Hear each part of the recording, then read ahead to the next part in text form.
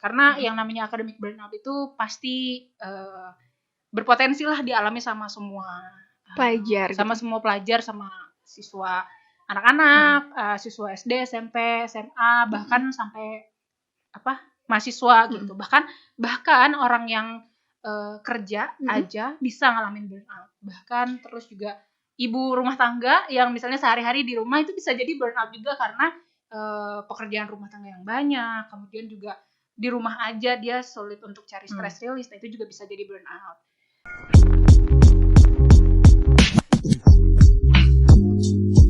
Hai teman-teman semua, balik lagi di Mantra Semesta Podcast. Nah, sekarang di podcast kali ini kita bakal ditemenin sama Teteh dari Big Ears. Aduh, ya. Iya kan? Biasanya kan kakak-kakak, sekarang teteh-teteh. Iya. Kakak-kakak yang sebelumnya siapa? Kakak DP. DP dipanggilnya kakak. Iya, kakak DP. Kalau saya ini boleh kenalan dulu kali sama teman-teman di rumah. Oke, teman-teman semuanya, para penonton Mantra Semesta. Yes. Yes. Nama aku Susan Octaviana, aku bagian dari Big Ears. Nah, aduh, deg-degan ya. Deg-degan deh. Kenapa deg-degan? Beda. Kayak beda gitu ya. Kenapa? Oke. Apa ya? Kan Big Ears tuh wadah yang apa sih? Lebih membahas tentang psikologi kan, ya kan? Iya. Nah, sekarang kita pasti bahasannya psikologi juga. Apa yang tuh? Sehari-hari gitu kan ya. Seperti yang di episode kemarin nih. Jadi teman aku banyak cerita tentang keluh kesahnya selama belajar di rumah, selama daring ini gitu kan. Ngerasa capek banget gitu. Terus bosan banget, tapi capek tapi kayak nggak ngelakuin apa-apa. Iya, karena bener-bener diem kan, tapi harus mantengin laptop terus kayak gitu. Emang sih jenuh gitu kan. Iya. Emang itu wajar sih kalau dilihat dari dari fenomena sekarang itu wajar sih, karena itu kan juga salah satu kebijakannya. Kita kan sebagai masyarakat gitu, jadi kita nggak bisa menentang pembuat kebijakan. Jadi ya mau nggak mau kita harus ngikutin si kebijakan gitu. Pemerintah itu untuk belajar di rumah. Ya itu salah satu resiko sih sebenarnya. Sama terus selain bosan gitu kan, ngerasa capek, stres, itu kan hal yang biasa ya. Kalau misalnya dari sisi psikologis sendiri nih, sendiri aduh. Ngomong-ngomong sebenarnya teman-teman semua, bukan cuma saya yang orang psikologi, ini dua aja orang psikologi sebenarnya. Ya, tapi yang ini lebih expert. Lebih iya, pokoknya kalau misalnya di kampus kita terkenal ya, Teh Susan, aduh udah pastilah pintar gitu. Ya Allah. Amin. Beda sama Amira sama Ifado. Aduh, siapa ya gitu kan. Ifado pasti terkenal sih. Aduh, terkenalnya apa dulu nih? Apa dong? Kayak kok enggak akademik? Enggak deh. Ya, enggak. Ya kalau misalnya Oke. Sebenarnya kalau ngomongin tentang akademik ya, akademik terutama ketika kita ngerasa capek gitu, kalau capek belajar terus-menerus itu biasanya disebutnya academic burnout gitu. Jadi ketika seseorang atau individu itu belajar, terus dia belajarnya terus-menerus dalam satu kondisi gitu-gitu aja, monoton, terus juga tertekan mungkin, terus akhirnya dia bisa jadi memunculkan reaksi-reaksi emosi negatif, fisiknya juga jadi kurang bagus, terus juga kondisi mentalnya juga jadi kurang bagus. Nah itu jadi karena proses belajar yang terlalu lama, terlalu monoton, terus juga membosankan. Kan sekolah di rumah kan membosankan banget kan gitu, nggak ketemu teman, interaksi juga berkurang. Nah itu bisa memicu keadaan yang namanya academic burnout. Gitu. Iya, itu juga yang aku alamin sih. Jadi meskipun aku belajarnya online-nya cuma 1 semester ya berarti. Kita ya, Dok. Iya. Oh, kalian ngalamin juga? Ngalamin terakhir teh. Tapi cuma kan tinggal skripsi doang. Justru itu. Iya, karena skripsi terus ada satu matkul. Iya, satu matkul lah ya, misalnya masih online, dan ya itu tuh terakhir tuh karena mau ada dosen tamu kan waktu itu. Keburu online terus nggak jadi. Ya, nggak jadi. Jadinya kayak ya nggak asik aja sih. Walaupun ya asik ya, belajar online nggak asik, asik banget. Padahal itu mata kuliah yang kita damba-dambakan. Apa tuh mata kuliah? Psikologi forensik. Mentionnya dosennya keren banget tuh. Siapa tuh? Oh, tapi gini teh, kan kalau apa sih tadi academic burnout ya. kan ini spare waktunya cukup lama tuh. Kalau misalnya terlalu lama burnout tuh bahayanya apa sih Teh? Kalau bahayanya burnout itu sebenarnya lebih akan ngaruh, sebenarnya ngaruhnya banyak sih ya. Maksudnya bukan hanya ke kondisi mentalnya secara individu, tapi juga nanti berpengaruh ke gimana dia perform di sekolah atau perform di kampus, terus juga gimana nanti dia bisa menyelesaikan tugas-tugas yang dibebankan kepada dia kayak gitu. Dan pada akhirnya khawatirnya sih berpengaruh ke gimana nanti dia prestasinya gitu, prestasi menurun, terus juga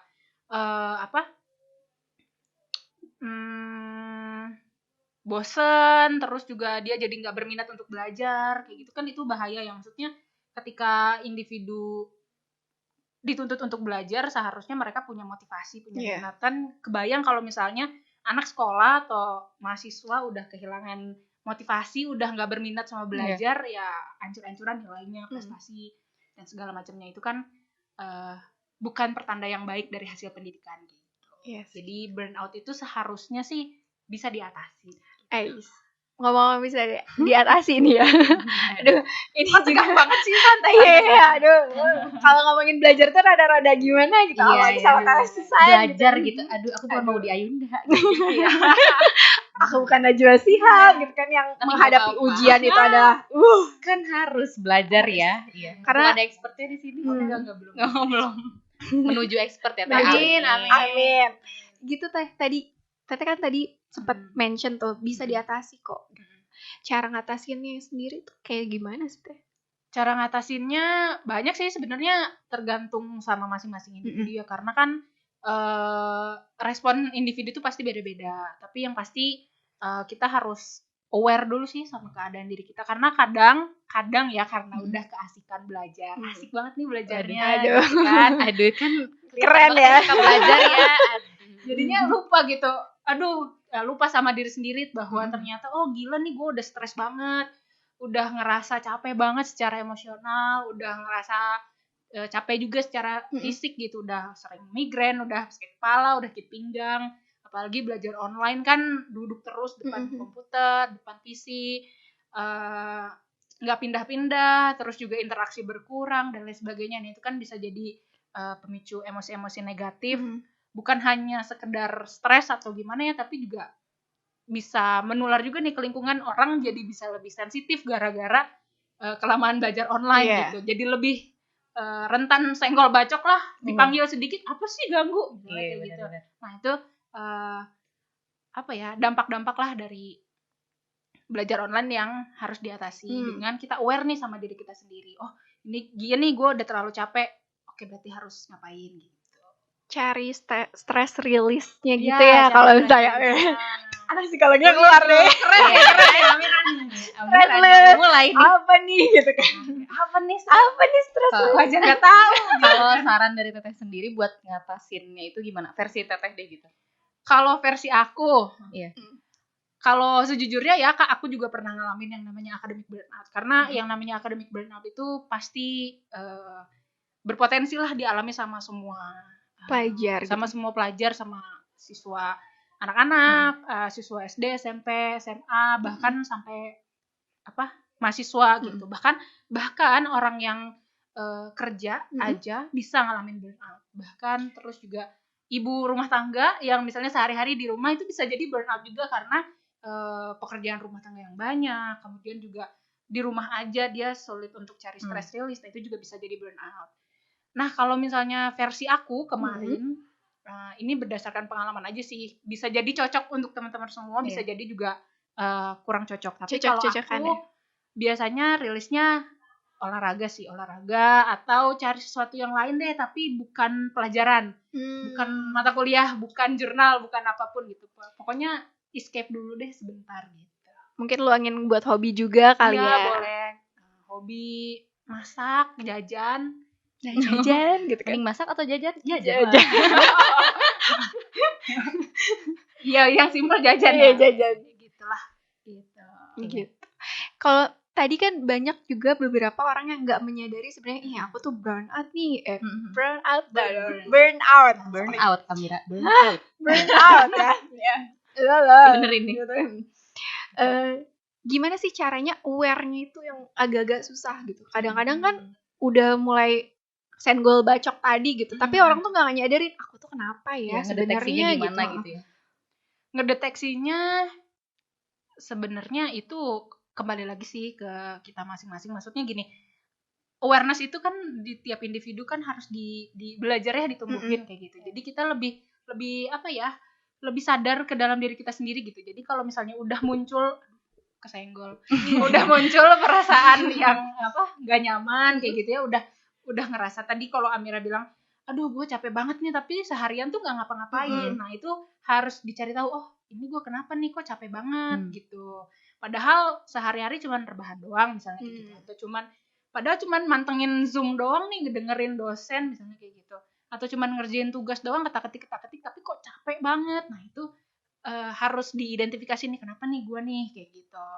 Terus kalau misalnya udah mulai sensitif, dipanggil ibu sebentar, dipanggil emak sebentar, dek misalnya langsung marah nih, itu harus Apa sih harus gitu? iya langsung ngegas gitu kan. Iya sih. Harus ini apa, mulai ditanya kenapa ya kok ngegas gitu, padahal cuman dipanggil doang. Nah itu memang yang kayak gitu itu tuh suka nggak disadari gitu, karena kitanya ya tadi udah terlalu asik lah gitu. Jadi yang kayak gitu-gitu tuh kita harus mulai ngelihat sih ke dalam diri kita sendiri sebenarnya kayak gitu. Jadi harus lebih mengenali diri sendiri, limitnya sampai mana, terus tahu apa ya gejala-gejalanya. Iya, gejala-gejalanya. Jadi bisa kita kan kalau misalnya karena kita kan belajarnya mandiri ya. Jadi kita juga dituntut untuk bisa mendeteksi lah hal-hal yang terjadi pada diri kita sendiri juga gitu. Kalau misalnya kesulitan, mungkin teman-teman bisa cari bantuan ke profesional gitu. Tapi kalau misalnya untuk deteksi dini, bukan artinya apa namanya teh? Bukan artinya self diagnose ya, tapi nyontek dulu nih sama yang di depannya. Bukan artinya self diagnose, tapi kita tuh pasti tahu sih batas limit kita tuh di mana gitu. Ketika kita udah mulai capek banget tuh kita pasti tahu gitu. Kalau mau sharing bisa juga ke Big Ears. Iya, ya jangan lupa. Big Ears di mana dong? Di nanti ada ad. Oh berarti kita harus bisa ini juga ya, maksudnya memposisikan diri, terus regulasi diri juga. Iya, karena kan kita kuliah tapi di rumah gitu. Iya. Jadi banyak distraksinya juga. Di rumah, iya. Distraksinya banyak banget kan, apalagi kuliahnya di kamar belakang kasur gitu kan, atau misalnya kuliahnya di kasur gitu. Iya, kuliah di kasur. Kan bisa sambil rebahan gitu kan. Jadinya yang fokus malah enak rebahannya bukan kuliahnya kayak gitu. Nah, itu juga lama-lama sih kalau itu dibiarin terus itu bisa jadi burnout juga sih gitu. Karena bukan karena tekanan pembelajarannya, tapi lebih karena bosen gimana gue rebahan mulu gitu, tugas nggak beres-beres, tugas datang mulu misalnya gitu, itu bisa memicu burnout. Berarti secara nggak langsung tuh sebenarnya ini tuh bisa diatasin dengan cara pintar-pintarnya kita cari pelampiasan gitu ya. Iya, cari pelampiasan. Cari pelampiasan. Wow. Ada pelampiasan. Pelampiasan. Bahasannya beda dari kemana? Beda, agak-agak mirip gitu ya, seperti yang sudah-sudah gitu ya. Nggak apa-apa kan burnout. Ada sensinya juga. Ada sensinya. Ya, nyambung lah. Jadi orang lebih jadi sensitif. Maaf ya Ivado. Iya tapi nggak apa-apa.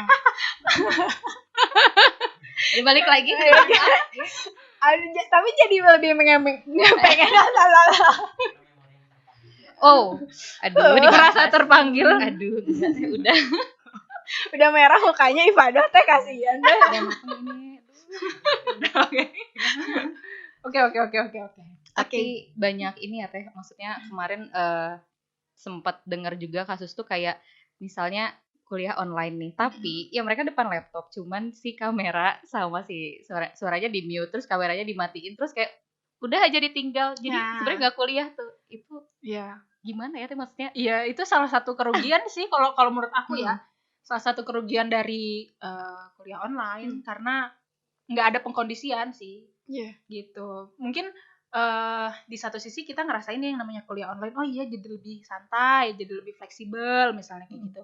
Terus juga jadi lebih apa ya, kita baru bangun 5 menit sebelum kelas kita bisa langsung mantengin laptop kan gitu. Tapi kan itu dia tadi pengkondisiannya tuh nggak ada, jadi dosen atau guru tuh nggak bisa memastikan bahwa oh ini siswa tuh benar-benar engage-nya atau benar-benar perhatiin nih ketika belajar gitu. Dengan soundnya mati, terus juga kameranya mati gitu kan, si dosen nggak tahu mahasiswanya di belakang kamera tuh udah ngapain gitu. Kali aja tidur ya kan. Iya benar. Nah itu salah satu kekurangan sih menurut aku. Tapi sebenarnya kekurangan itu juga bisa diantisipasi sama diri kita sendiri gitu kan ya. Iya, seharusnya sih kalau misalnya kita kan sebagai individu yang belajar ya, jadi kita juga harus punya kesadaran sih bahwa oh iya ini tuh kuliah loh gitu. Jadi kita yang harus, butuh juga. Iya, kita yang butuh juga. Jadi memang harus bersedia hadir sih. Mungkin ini agak sedikit melipir dari topik ya, agak sedikit out of the topic gitu kan. Asik. Kemana nih arahnya nih, udah deg-degan nih. Kayak gini, kalau misalnya Teteh sendiri, gimana sih caranya meningkatkan motivasi Teteh dalam belajar? Sebenarnya pasti di situ-situ juga sih, cuman agak-agak lebih gitu. Aku juga lagi nyari caranya gimana. Mohon maaf ya. Kalau cari motivasi sebenarnya mungkin teman-teman bisa ini ya. Gini kan, kalau misalnya kita udah burnout nih, udah ngerasa capek banget, udah ngerasa aduh bingung lah, udah nggak tahu apa lagi yang mau dikerjain, tugas banyak tapi mulai dari mana juga kita nggak tahu gitu. Terus mau kerja kelompok juga nggak tahu apa yang dibahas misalnya kayak gitu. Suruh bikin paper atau suruh bikin apa, mau ngetik apa juga nggak tahu, cuman bisa benerin tipe-tipe doang gitu kan. Nah itu mungkin kita bisa rehat dulu sebentar, dan rehatnya jangan sampai kita larinya ke sesuatu yang mirip-mirip juga. Artinya kita kan udah terpapar nih sama screen terpapar sama screennya udah banyak banget gitu. Jadi sebaiknya ketika kita rehat itu kita cari satu media lain lah, selain laptop, selain handphone, selain Instagram, selain Twitter, selain YouTube. Nah itu untuk memulihkan dulu nih kondisi kitanya kayak gitu. Jadi lebih baik jangan dari itu gitu ya. Jangan maksudnya aduh capek nih, bosen kuliah terus main Instagram. Sama aja pada akhirnya tuh paparan informasi di Instagram tuh akan mempengaruhi juga ke kitanya gitu. Jadi malah bukannya seger tapi malah jauh lebih capek. Cobain aja, rasain deh. Mending kayak gini, berarti kalau aduh capek berkebun gitu ya. Bisa. Masak gitu. Masak. Tapi kalau misalnya gini teh aduh kayaknya mau berkebun tapi mager gitu kan, pasti balik lagi. Nah, itu harus diniatkan sih sebenarnya. Mungkin nanti di next episode kita bakal bahas gimana caranya biar enggak mager kali ya. Karena itu semua orang mengalami masalah itu gitu. Saya juga mengalami kok. Iya. Tapi bisa mengatasi? Enggak. Ya ampun, ternyata masih proses ya.